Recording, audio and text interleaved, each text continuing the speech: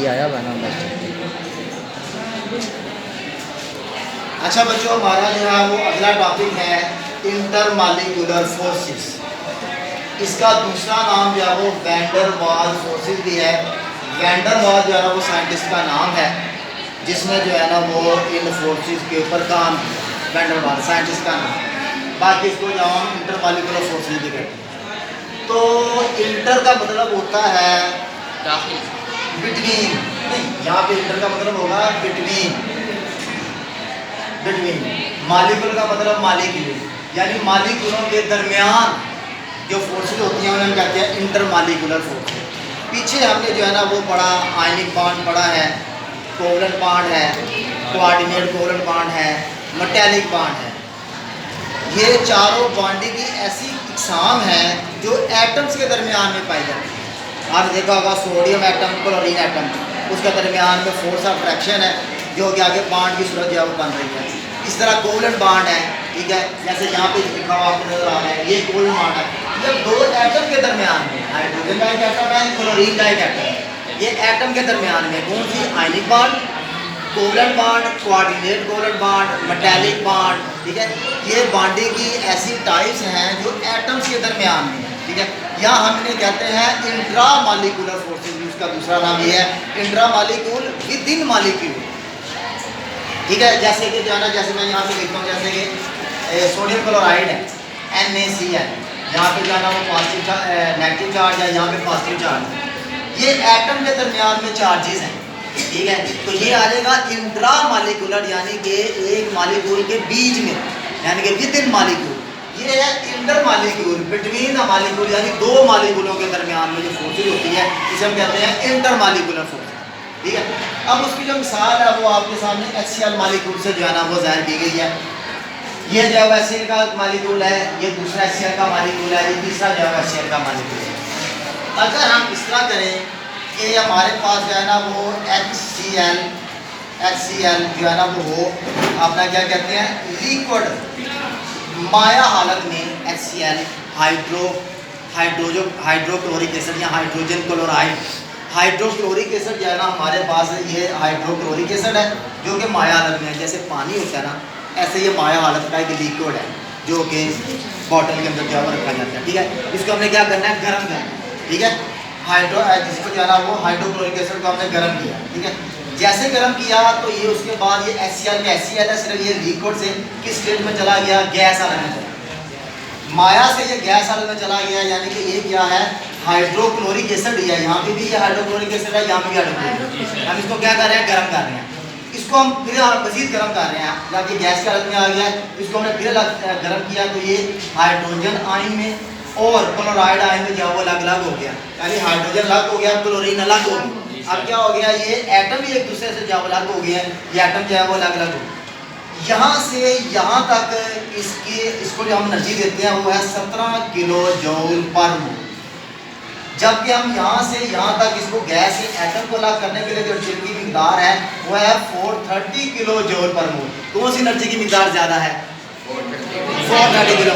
यानी कि जब हमने ये माया हालत में है ना, माया हालत से जब ये गैस की हालत में जाएगा ना तो इसको सिर्फ 17 किलो जूल एनर्जी चाहिए। उस वक्त क्या होता है, उस वक्त इसके दरमियान में ये जो दो मॉलिक्यूलों के दरमियान में ये जो फोर्स है जो कि मॉलिक्यूलों के दरमियान में इंटरमॉलिक्यूलर फोर्स आई है जो कि अपोजिट चार्जेस की वजह से आई है, वो टूट जाएगी।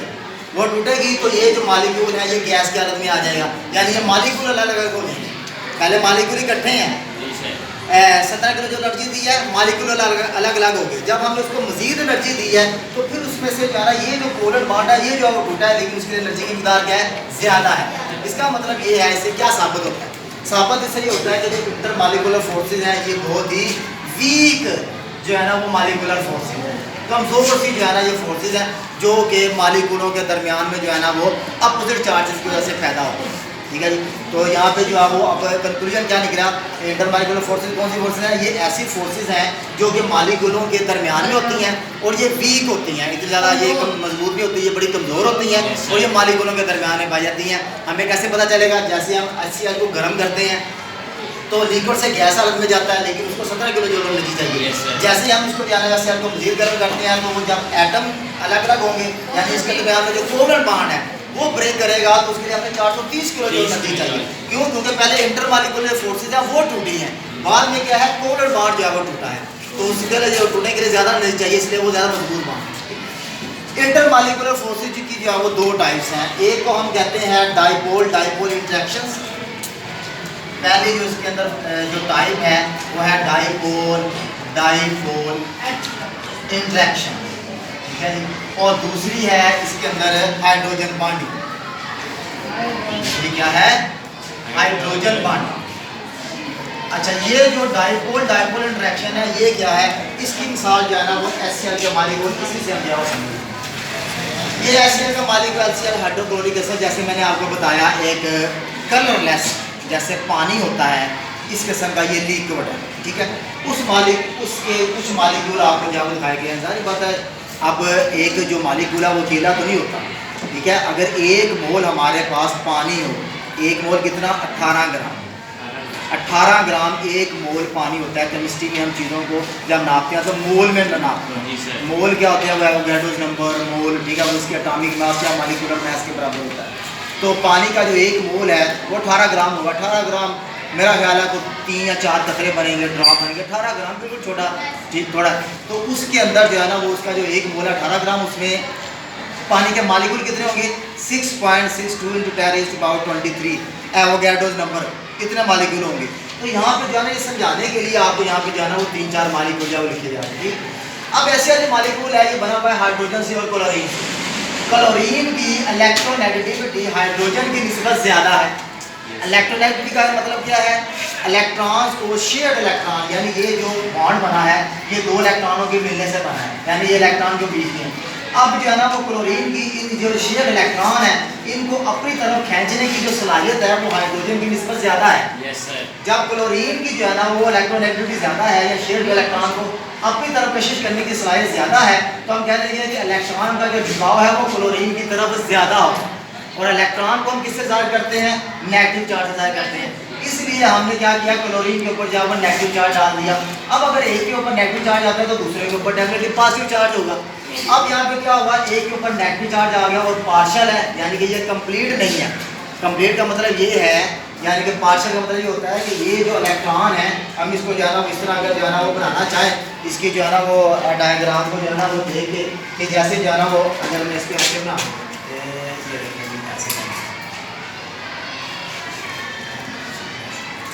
ठीक है, ये हो गया, ये एक मॉलिक्यूल है। इसको जो है ना वो थोड़ा सा ओवर अगर हम इसको करना चाहें,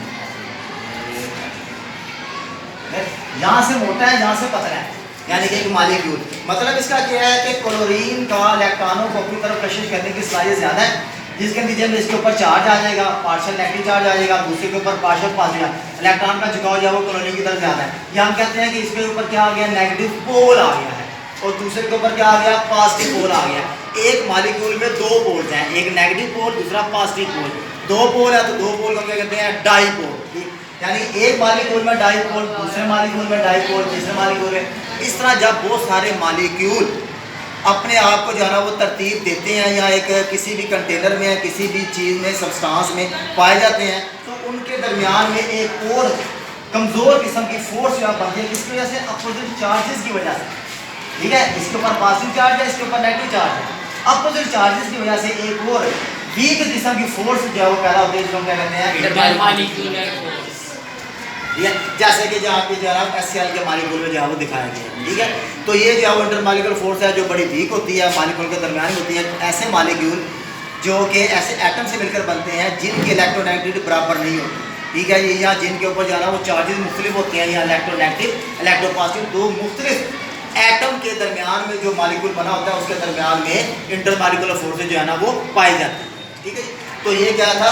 डाइपोल इंटरेक्शन, यानी कि एक पोल दूसरा पोल, इसके दरमियान में इंटरेक्शन बनती है। इसी से आगे जो है ना वो डाइपोल इंटरेक्शन से जो इसकी आगे यही टाइप जो निकलते हैं कहते हैं hydrogen bonding. Hydrogen bonding intermolecular forces की एक ऐसी स्पेशल टाइप है जो कि सिर्फ पानी के मॉलिक्यूल में पाई जाती है, वाटर के अंदर, ठीक है। वाटर के अंदर हमें पता है वाटर जो है वो पानी का जो फार्मूला होता है वो H2 है, यानी H2 होता है। ये पानी का जो मॉलिक्यूल है वो आपको सारे दिखाया गया। सेम उसी तरह जो है ना वो ये रेड कलर, ये जो ब्लैक है ये एटम्स को जाहिर कर रहा है, और ये जो रेड कलर है ये कोवलेंट बॉन्ड को जाहिर कर रहा है। ये ऊपर जो है ना वो चार्जेस हैं, partial negative charge, partial positive charge. और ये बीच में जो डॉटेड लाइन है, ये डॉटेड लाइन जाहिर कर रही है इंटरमॉलिक्यूलर फोर्सेस को, वीक फोर्सेस को। ब्लू कलर से ये डॉट का मतलब ये होता है ना, डॉट डॉट यानी कि ये इतनी यानी कंटिन्यूस नहीं है, यानी कमज़ोर है, ठीक है। जैसे कि ये पूरी लाइन है, पूरी लाइन लगा दी, ठीक है। ये आप देखते हैं ज़ेब्रा क्रॉसिंग को बनाया जाता है, ऐसे बीच में गैप रखा जाता है, पूरी फुल लगाई जाती है। मतलब ये है कि वहाँ से गाड़ियाँ भी गुजर सकती हैं और पैदल जाने वाले गुजर सकते हैं, ठीक है। या आप सड़क पे जाएंगे, रोड पे या बड़े रोड पे जाते हैं, तो आप देखें, अगर आप गौर करें ना, अगर सड़क के दरमियान में उन्होंने कंटिन्यूस लाइन लगाई हुई है ना, तो इसका मतलब यह गाड़ी इस साइड पे नहीं जा सकती, ना इधर वाली गाड़ी इधर जा सकती है, ना इधर वाली गाड़ी इधर जा सकती है। लेकिन अगर बीच में ऐसे करके बीच में गैप छोड़ा हुआ है, फिर गाड़ी जो है ना वो अपनी जो लाइन है वो चेंज कर सकती है, ठीक है जी। तो वो समझाने के लिए यहाँ पे जो है ना वो डाटा लाइन लगाई जाती है, क्योंकि ये और तरह की फोर्स है, ये और तरह की फोर्स है, ये स्ट्रॉन्ग फोर्स है, ये वीक फोर्स है, ठीक है सर। अच्छा, पानी के मालिक्यूल का केस कैसा है? पानी के मालिक्यूल में यहाँ हाइड्रोजन बॉन्डिंग पाई जाती है, एक इंटर मालिक्यूल की टाइप है। हाइड्रोजन बॉन्डिंग क्या होती है? हाइड्रोजन बॉन्डिंग होती है कि जब भी हाइड्रोजन का एटम किसी ऐसे इलेक्ट्रोनेगेटिव एटम, यानी कि जैसे कि ऑक्सीजन हो गया, हाईली इलेक्ट्रोनेगेटिव एटम जिसके पास लोन पेयर हो, लोन पेयर ऑफ इलेक्ट्रॉन्स हो। लोन पेयर ऑफ इलेक्ट्रॉन्स ऐसे होते हैं जिन्होंने बॉन्ड में हिस्सा नहीं लिया होता, ठीक है। इस ऑक्सीजन के ऊपर यहाँ पे जो है ना वो 4 लोन पेयर इलेक्ट्रॉन मौजूद हैं, ठीक है, क्योंकि ऑक्सीजन जो है ना वो छठे ग्रुप का मेंबर है, उसके बैरोनियम दार में 6 इलेक्ट्रॉन हैं, तो उन्होंने बॉन्ड बना लिया, बाकी 4 किधर गए? बाकी इसके ऊपर पड़े हुए हैं, लेकिन यहाँ पे दिखाए नहीं गए। तो लोन पेयर इलेक्ट्रॉन हो, ऑक्सीजन इलेक्ट्रोनेगेटिव हो, ठीक है, तो ऐसा हाइड्रोजन एटम जो 2 इलेक्ट्रोनेगेटिव एटम के दरमियान में आएगा ना, और वो एक तरफ कोवलेंट बॉन्ड बनाया होगा, दूसरी तरफ वो कोई वीक जो है ना वो बॉन्ड बनाएगा ना, इंटरमॉलिक्यूलर बॉन्ड बनाएगा, तो ऐसी जो बॉन्डिंग बनेगी उसे हम क्या लेंगे? हाइड्रोजन बॉन्ड कहेंगे, हाइड्रोजन बॉन्ड। ये इंटरमॉलिक्यूलर फोर्स की स्पेशल टाइप है, इंटरमॉलिक्यूलर फोर्स की एक स्पेशल टाइप है जो कि हाइड्रोजन बॉन्ड। अब इसमें भी क्या है? ऑक्सीजन की इलेक्ट्रोनेगेटिविटी ज़्यादा है, हाइड्रोजन की इलेक्ट्रोनेगेटिविटी कम है, ठीक है। ऑक्सीजन इलेक्ट्रॉन को अपनी तरफ कशिश ज़्यादा करेगी, हाइड्रोजन जो है वो कम करेगी, जिसके नतीजे में इसके ऊपर क्या बन जाएंगे? पोल बन जाएंगे, नेगेटिव पोल और पॉजिटिव पोल। जब नेगेटिव पोल पॉजिटिव पोल बनेंगे पूरे मॉलिक्यूल में, ये मॉलिक्यूल जब एक दूसरे के करीब आएंगे तो इनके दरमियान रिएक्शन की फोर्स बनेगी जो क्या कहलाएगी? इंटरमॉलिक्यूलर फोर्स कहलाएगी। अभी हाइड्रोजन बॉन्डिंग को हम अप्लाई कहाँ कर सकते हैं? अप्लाई का मतलब ये है कि ये हमें कैसे पता चलता है कि पानी के अंदर हाइड्रोजन बॉन्डिंग है? ये इसका मॉलिक्यूल्स की फिजिकल प्रॉपर्टी पर क्या असर होता है? उसका ये होता है कि अगर हम देखें कि पानी का जो बॉइलिंग पॉइंट है वो 100 डिग्री है, जबकि इसके मुकाबले में ऐसे मॉलिक्यूल जिनका मॉलिक्यूलर वेट, पानी का मॉलिक्यूलर वेट कितना है? पानी का फार्मूला कितना है? H2O। इसका मॉलिक्यूलर वेट कितना है? मैंने पहले बताया 18 ग्राम। कैसे पता चलेगा? ऑक्सीजन का 16, हाइड्रोजन का 2। ऑक्सीजन का 16 कहाँ से पता चलेगा? पीरियोडिक टेबल से। पीरियोडिक टेबल में ऑक्सीजन का एटॉमिक मास 16 है, हाइड्रोजन का एटॉमिक मास 1 है। 2 एटम है तो ये 2 के बराबर बन गया। 16 + 2 = 18 ग्राम। 18 ग्राम इसका क्या है? पानी के इसका क्या है? मॉलिक्यूलर मास, ठीक है। ऐसे मॉलिक्यूल जिनका मॉलिक्यूलर मास 18 ग्राम के लगभग है, उनका जो बॉइलिंग पॉइंट होता है वो वाटर की निस्बत बहुत कम होता है। जैसे कि अल्कोहल होगी, जैसे कि मिथाइल अल्कोहल है, मिथाइल अल्कोहल CH3OH, ये मिथाइल अल्कोहल, ठीक है। अब इसमें क्या है? ऑक्सीजन जो है ना वो 16 है, ठीक है, और हाइड्रोजन का 1 है तो ये 3 और 1 4, 16 4 20, और कार्बन का कितना है? 4, ठीक है। कितना मान गया? 24 ग्राम जो है ना वो इसका वेट है, 18 ग्राम इसका वेट है। इसका मॉलिक्यूलर वेट ज़्यादा है तो इसका जो बॉइलिंग पॉइंट जो है वो ज़्यादा होना चाहिए, लेकिन इसका बॉइलिंग पॉइंट कम। अल्कोहल का बॉइलिंग पॉइंट 78 डिग्री है, अल्कोहल का बॉइलिंग पॉइंट 7 है, अपना क्या कहते हैं 78 डिग्री, जबकि वाटर का बॉइलिंग पॉइंट कितना है? 100 डिग्री। बॉइलिंग पॉइंट समझते हैं ना, जिस पर पानी बॉयल करता है, 100 डिग्री पर पानी बॉयल करता है, लेकिन जो अल्कोहल है वो 78 डिग्री पर बॉयल कर जाती है। वजह इसकी क्या है? कि पानी में हाइड्रोजन बॉन्डिंग है, अल्कोहल में हाइड्रोजन बॉन्डिंग नहीं पाई जाती। इस हाइड्रोजन बॉन्डिंग की वजह से तोड़ने के लिए, इस हाइड्रोजन बॉन्डिंग को तोड़ने के लिए हमें एनर्जी की मिकदार ज़्यादा देनी पड़ती है। 100 डिग्री तक टेम्परेचर जाएगा तो ये जो पानी है ये माया हालत से गैस आ जाएगा, ठीक है। एक चीज़। दूसरी चीज़ कि जो पानी होता है ये ऐसा एक कंपाउंड है जो कि तीनों हाथों में पाया जाता है। ठोस माया गैस, सॉलिड लिक्विड गैस, तीनों हाथों में पाया जाता है। ये वाह जो वैसा कंपाउंड है। अब जैसे ही जो है ना वो आपको पता है कि जो पानी है वो पानी से जो है वो बर्फ़ बनता है, तो बर्फ़ जो है वो पानी से हल्की होती है या भारी होती है? बर्फ़ भारी होती है तो उसको तो पानी में डूब जाना चाहिए, क्योंकि वो तो तैरती रहती है। पानी में बर्फ़ तैरती है तो भाई भारी तो ना हुई, ये तो हल्की हुई। अगर भारी होती है तो वो पानी में डूब जाती, बर्फ़ पानी से हल्की होती है। अब बर्फ़ पानी से ही बनी है तो वो हल्की कैसे होगी? सवाल है ना कि एक पानी है उसको आप बर्फ़ बनाते हैं तो वो बर्फ़ जो है वो पानी के ऊपर तैरती रहती है, वो नीचे नहीं डूबती। ठीक है, वो बर्फ़ जो है हम कहते हैं कि बर्फ़ जो है ना वो पानी से हल्की हो गया। उसकी वजह क्या है? उसकी वजह भी क्या है? हाइड्रोजन पानी। कैसे? जब पानी को हम ठंडा करते हैं, उससे जब बर्फ़ बनती है, पानी के अंदर जो मॉलिक्यूल्स होते हैं वो आज़ादाना हरकत कर सकते हैं, क्योंकि वो माया हालत में है। उनकी जो एनर्जी है वो ज़्यादा है बनस्बत बर्फ़ के, और पानी के मॉलिक्यूल हरकत कर सकते हैं। या आपको जाना हो, अगर मैं यहाँ पे डायग्राम पे मेरी जो समझाना चाहूँ, ये फ़र्ज़ किया हमारे पास एक बीकर है, इसके अंदर क्या है? पानी है। ठीक है जी, ये पानी आ गया।